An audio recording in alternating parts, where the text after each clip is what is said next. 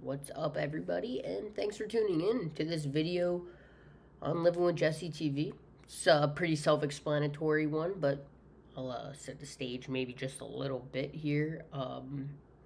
Yeah, I kind of, watched a lot of the beginning or present day Survivor seasons. Um, and then there was just so much talk of like the old people or people from the original seasons, and they're all looked at as like the best ever legends. So I was like, might as well check it out. So I watched Borneo, I watched Australia and Black, pretty much back to back, and then like right after that when I started uh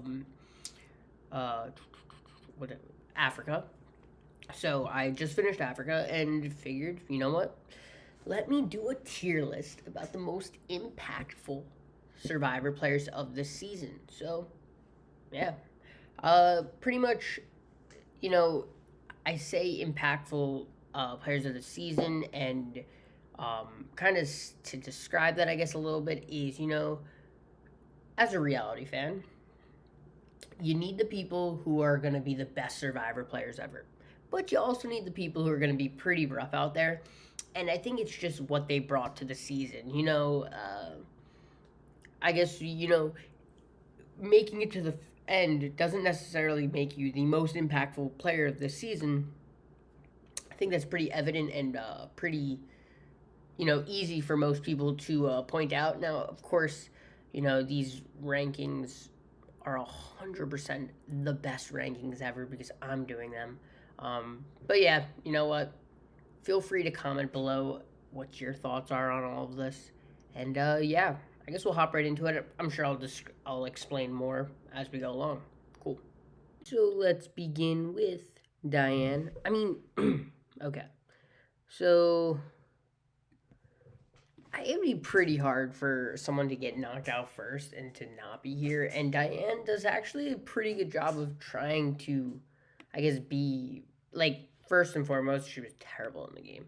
I don't know what's with these people like taking the map to start the game off. Like why? Like you think you're just gonna know? You're gonna be able to read a map in the middle of nowhere and just go there? I don't get that, but she also had Beangate. She was a part of Beangate. I mean, actually, I don't want to talk about her. She's a part of a lot, but I mean, Beangate was a interesting one. I'm sure we'll get into it as we go along here, but I mean, pretty self-explanatory that she's here while making an impact, probably more than most. Maybe I don't know. Deb had was made more impact, I guess, outside of the game last year or last season, but yeah, no, I feel like nobody would get mad with this one here. Jessica now. Jessica was actually worse than Diane because Jessica. No, I don't know. Both were terrible in this game. I'll put Jessica there because I don't know. I literally have no explanation for why. Included, I honestly want to put it like this just because I think Diane was a little bit more memorable in terms of like people remember her needing water, kind of needing to get carried there at the end, which makes her worse. But I think as a reality fan, you gotta like her better than Jessica. Now let's go to Carl. I'm gonna put Carl at C because couple things. I think Carl was a pretty bad game player in terms of like I mean he formed his alliance. He formed that alliance which was pretty good. But it was just weird how like the mall rats and like the older people got along. It's the first time we're seeing this in like these types of seasons, which shows some sort of gameplay and everything. And I kind of liked it brought some aspects of like, oh my gosh, as you go into post merge, like what's it gonna look like with an alliance competing against one another. Yeah, I think he just was the lowest man on the totem pole. I've seen a lot of things where it should have been Linda who went, but I think we'll get into that now, as we have Linda who Oh my gosh. I'm putting her here, but she could move up. I'm not going to lie. She could move up to B. And there's a couple of reasons for this. I hated her in the show. In terms of like she was just so cringy. Every single time she was just so cringy on screen.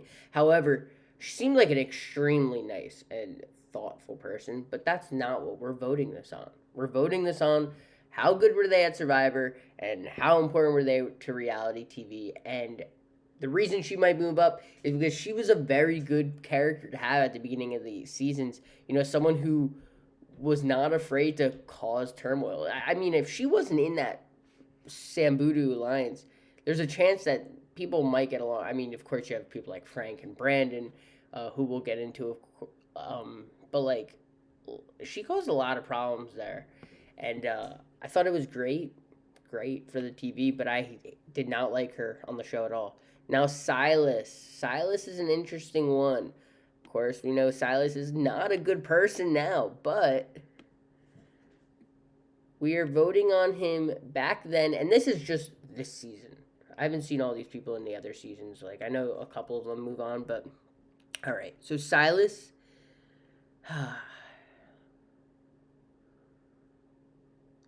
it's so crazy because Silas is like a good player if it's the same as season 1 and 2. But that's only because he's watched it. Like he said in the reunion, he's like, there's no benefit to watching past seasons. The only reason why is because he played it so like it's gonna be like last season where I don't need to be friends with all of my tribe mates, just the 4 that I'm running with. And like the way that he goes and asks all of like the older people to vote for one person, so not all the votes or vote for Linda. Silas was a good player, but he just gets totally blindsided by just a completely made up rule, which is now a staple of the game. So I don't want to act like come to his defense at all for this, but like it would be hard to believe that he doesn't go much further. He was just not smart for taking completely being okay with being the one that goes with the other 2 people.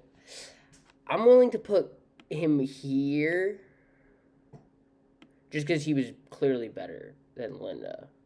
Like Linda was just not good.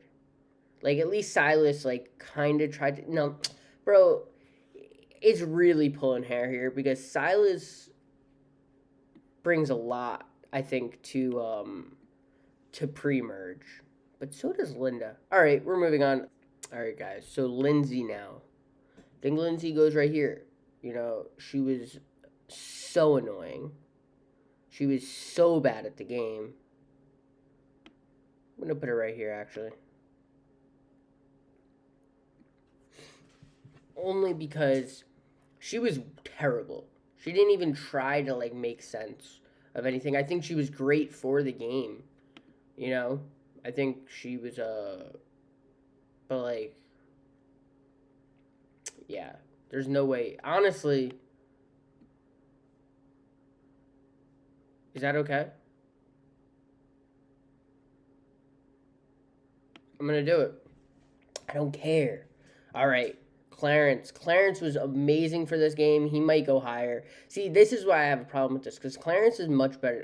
They're pretty much the same. Clarence with the Bean Gate, kind of forced out after this, just like made public enemy #1. Now, if he actually did take the beans, completely understandable. Even if he was trying to give in to Diane, I don't. But the problem is, it's like this is a new show. You don't know what to expect. Like you watch first 2 seasons and then when you actually get there, everybody's always like, the crew you'd think would give me water or apples. Like there's parts of the game where you just don't understand yet. So, this isn't a video about Beangate with Clarence, but I don't know. I think he was a great player. I think he had his moments. I would have liked to seen him maybe, go a little bit further, but that's what it is. All right. So we're moving on. I think that's a good spot for him. Kelly. Kelly is one of the best players in this season. I don't think it goes unnoticed that that's the case. I think she tries to be like that, one at Final Tribal who gets like the famous speech or something like that. Of course, she butted heads with Ethan because Ethan was like, "Well, how are you going to pick a number based off that?" Which I just want to say, Kim, you've played a great game until that moment. How are you going to pick 3 out of 1,000 numbers? All Ethan has to do is pick 4, and then Ethan's closer, pretty much, unless the number was 2 or 1 or 3. All right. Either way, I think it really she's up here. Now, is she an S tier Survivor player of all time? No, partly because 1, she didn't go that far, and 2, because she didn't play in another season. However, I think her role in this season was massive. Um, she was like the one chance where, okay, the Boran tribe is not going to get paganed off. In like the recent seasons, or I mean like the prior seasons before that. Even though they did vote out Clarence as well, so it wasn't like they were trying to keep Boran alive. I don't know. It comes back to, and we'll get into it next with Brandon, but like this was a big turning point in the game, and she kind of lingered throughout. Every time that the jurors would come out, you kind of were just like, what's Kelly thinking? Because I kind of felt like she was like somewhat the voice of Riza. Maybe I'm giving her too much credit now. I don't know. I think she was clearly there. Like, she's a staple of this season, and she's probably the most. When I go through Reddit, she's probably the most complained about not returning. And another one of those not complained about not returning is Brandon, who I think is clearly a. Okay, so is he a great game player? No. Did he probably make every wrong vote once he got to the merger? Yes. He sided with the losing team, and then the one time the losing team that he's been siding with votes the other way, he goes with Lex and that whole crew and votes Kelly out, which is a hilarious thing in hindsight, because Brandon probably goes far if he was like, all I want to do is, I'm worried about making Final Four. He probably makes Final Four if he votes Lex out there, but he doesn't, which makes him, and also just the fact that he was like a memorable character in this show. Like he's top 5, I think, most memorable, I'd say. So pair that with his terrible gameplay, you put him at 8 as a staple of the season. I mean, at the same time, he was kind of running the mall rats. When Silas goes over, he's running it. So if you count, like, let's say groups of 6, or groups of like 4, he's leading one of those groups of 4. I give him here. He has more control in this game at some points than B and C does. Anybody in those things. So I think that's a fair thing. Should I put Frank right there? No, Frank probably goes here or here. I'm not a huge fan of Frank. I see Frank get a lot of love on and when I say, remember, let's keep in mind, we're talking about the game here, not in real life. Frank, if you get anything from old season Frank is someone stuck in his ways. Let's just say that. Yeah, and so did he do more than Silas? He was just like good at the Survivor aspect of it. He's like the only person in the first 3 seasons who's good at the Survivor aspect of it, but not the social aspect of it, which makes him very important. It also is interesting how Frank is the one who votes with Kelly, and that makes Brandon inevitably not vote with them. I'm gonna put him. We should make a tier of people we hate and just throw in these 2 right here. Kim Powers. Okay. Is this mean? Yeah, we don't need to put her here. We can put her here. I was doing this yesterday, and it's not coming out what I had made yesterday. Doing this in order like this is not what it looks like. All right. So Kim, I mean, she's the last one of the mall rats to live or to make it. Um, she just is like Brandon betrays her, and then she doesn't want to be with Brandon. She goes as far to vote Brandon out. I think what she needed to realize in that moment was, like, I'm going to need Brandon to win this game. A lot of people respect her for voting Brandon out. The problem is, though, it's like, then who are you going to side with? You just lost the vote. So now you're going to vote Brandon out and kind of make yourself all alone in the game. She also wasn't like the most memorable person.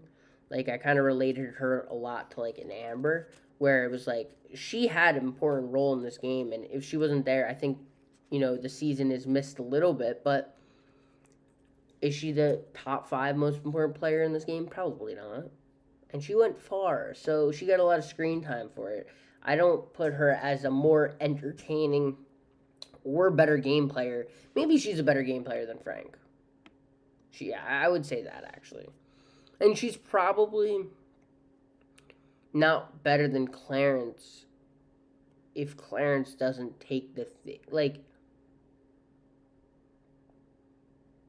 it almost would have been a smarter move for Baran to try to vote out Kim instead of Clarence, because Clarence was a number, and he wasn't going to, like, get that far if he didn't win immunity. He's still going to get voted out, so, you know what? It's hard, though, to put Brandon here and Kim there. Just because, I mean, okay, from an entertaining standpoint, Brandon was way more entertaining, but from a better game player, that's where these rankings are kind of up in the air, because it's like, who do I like more to be on Survivor? And I think I'm going to go with Brandon and Clarence instead of Kim. Alrighty, so let's do T-Bird now. Probably the most wanted. She was actually the most disappointed, I think, to not come back in a season that I at least saw on Reddit. But yeah, I mean, she does a good job of making relationships. It seems like, on both sides. Like, even like she was the furthest for her Samburu tribe, and as well, even on the Boron tribe, like. Ethan was like so close with her. I don't think, like, from a reality standpoint, I guess, that she gets as much love for being that lovable figure compared to Kelly, let's say. But I think she had a really, like, important role, and I would say it was like she played a really good game as well. She probably just got the short end of the stick and was on Samburu. But yeah. All right, Tom. Okay, so Tom is a tough one, because Tom in today's age is a tough watch. He's a tough watch. However, back then, he was hilarious. Tom is a tough one. He's also a decent game player, but he just teams up with people who are strong. He does win immunity a few times. I'm very okay with putting Tom here or here. A lot of people might want me to put Tom here, but I'll put Tom here. I'll put Lex here. I wasn't a huge fan of Lex. I'm going to be straight up. I thought Lex was kind of a villain in this season.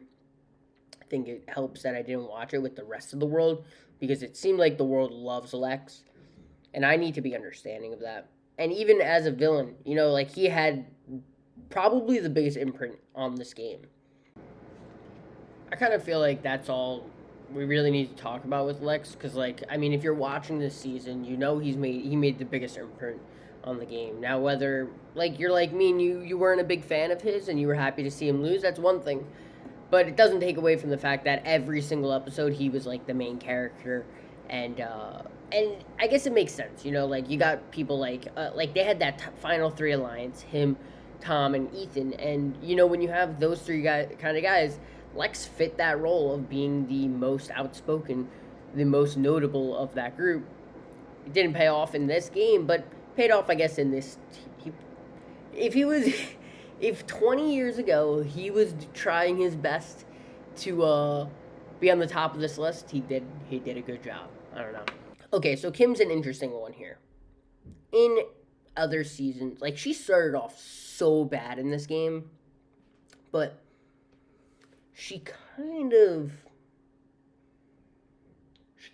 does pretty insane towards the end, because her game was this: I'm gonna align with Tom, Lex, and Ethan. We all know the only way she makes it to final two is if she wins immunity in those 2 weeks. So she played hanging behind those for the entire time and then wins two. And I would have been going crazy back then if I was watching this at the time, because like you're a savage for that. Like, you did literally everything you needed to do to get to the final two, and she had good relationships with people. Now, she was probably the least entertaining, and I'm willing to put her here because she's a very forgettable character. Very forgettable. Maybe I'll put her here. Like, she's a better game player than Brandon, but Brandon's a better survivor contestant. I think that's very fair to say. And now Ethan. Like I said, guys, I'm extremely biased when it comes to Ethan. I was so happy to see him win. I didn't know that he won this game, but I was very happy to see him as a finalist. Is he an extremely boring finalist out of like the finalists I've seen? Yes.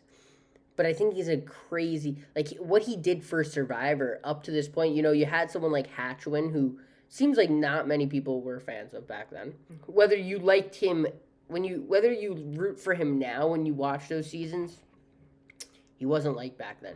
Tina was not the fan favorite. Like, people were happy to see Tina win. I think it gave Survivor the ability to give strategy over winning comps. But Ethan was really the first fan favorite to win. And that's always, you know, reality TV might not be the most exciting when the fan favorite wins, but it's important.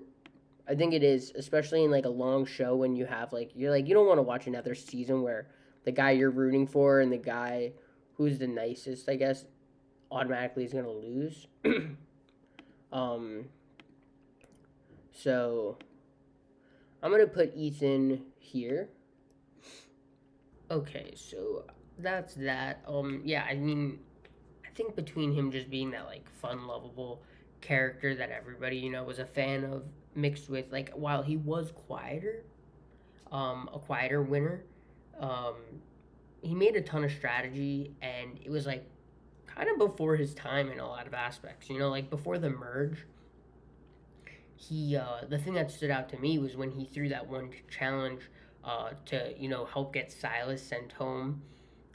And then it also gave him a chance, you know, on this Boron tribe to, once they send Silas home, kind of scheme together and find out, you know, who's got the votes on the other side. And, you know, whether it was Brandon who gave it away or it was them doing the L for Lindsay. It was, you know, good gameplay. And then also even like, you know, Clarence getting, while Ethan was of course, narrated the whole Cherry incident, he was also defending Clarence, and for no other reason other than he was going to be a strong member of their the Boron tribe. And, you know, I feel like in the past, if somebody makes a mistake or gets caught doing something like that, stealing food, they get sent home early. And to, you know, have that defense, I credit it. You know, I do. I really do. Like, what? Of course, like, one thing that you got to talk about with Ethan is just like the experience. Like, you almost were living the African experience through him. Like, of course, extremely loosely. Like, I'm not trying to act like I was there at all, but like, you kind of get that vibe. And I think especially back then when it was like so crazy for people to be going through this. Of course, you get the vibe the entire time with like the animals just being there trying to like attack them almost. But like just when Ethan goes back and gives hacky sack and that whole story, and it was almost like a little bit more relatable than Lex. Because Lex, of course, goes as well, and then Lex also does another thing. But I don't know. I feel like there was something about it when that episode comes up that that makes Ethan just like even more of an imprint on this game. So I think that's another reason. He's not just a winner. He's like he also brings the vibes of Africa to your living room. Though I don't know. That was really cliche. Okay, let's see. What do we think of this list? She was so bad at this game. Lindsay was so bad at this game that anything she brought as a entertaining aspect is totally dismissed. I guess I shouldn't say totally because it's the only reason she's not there, but yeah, I kind of love this list actually.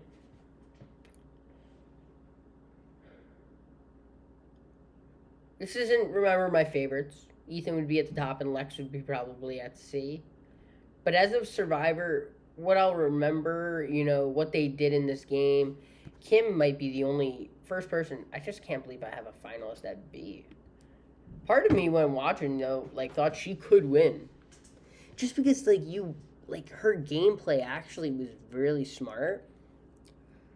But Kim also an underrated character who could get better but just isn't. All right, I'm cool with this. You know. All right, well, that does it for the stream and this video. Um, appreciate you tuning in. I'll probably make Australian Outback episode or tier list pretty soon, so be on the lookout for that. And as always, like and subscribe. I'll talk to you soon. Thank you. Peace out.